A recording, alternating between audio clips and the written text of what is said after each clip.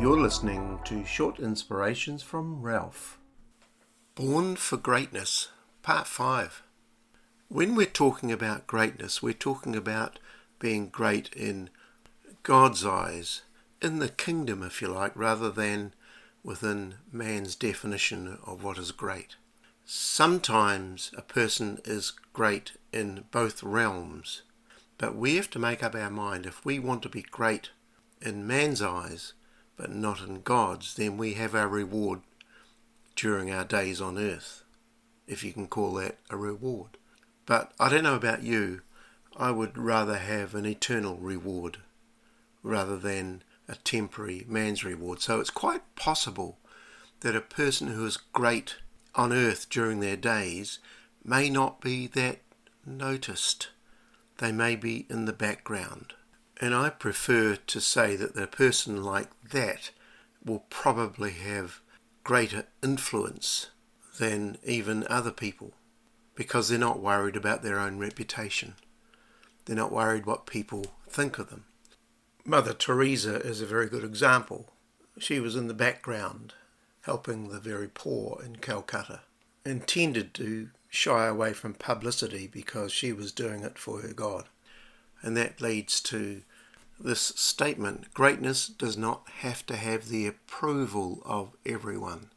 We have to make up our minds that in life you will not please everyone.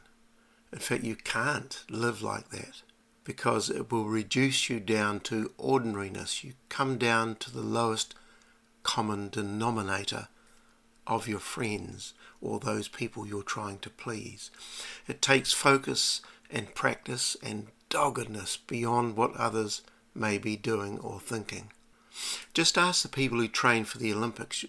All you see on the TV screen is the tip of the tip of the tip of the iceberg of their sporting discipline. Most of what they do, huge amount of what they do, is unseen. And of course, the very worst thing that we can do is to compare ourselves continually with other people, because we will always find people that we think that we're better than, or we'll find people that are much better than us. We can't live like that. We can only live by what God thinks of us. Greatness is not living one way and believing or speaking even another way.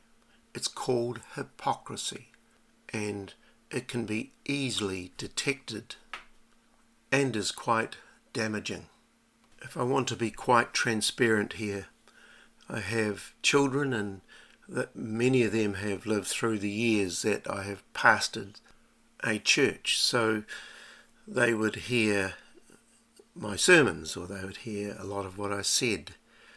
And from my and my wife's perspective, we had to make sure that what we said matched with what we did in the home. Wow.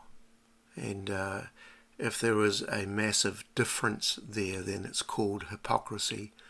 And if that was the case, then perhaps my children would have a much harder time keeping to their Christian faith.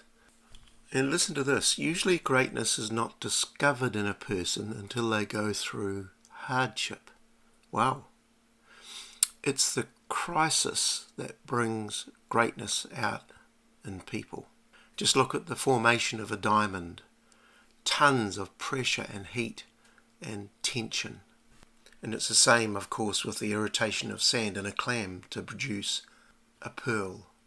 Many of the biblical heroes were great people because they were both humble but also persevered through hardship, because they knew their God.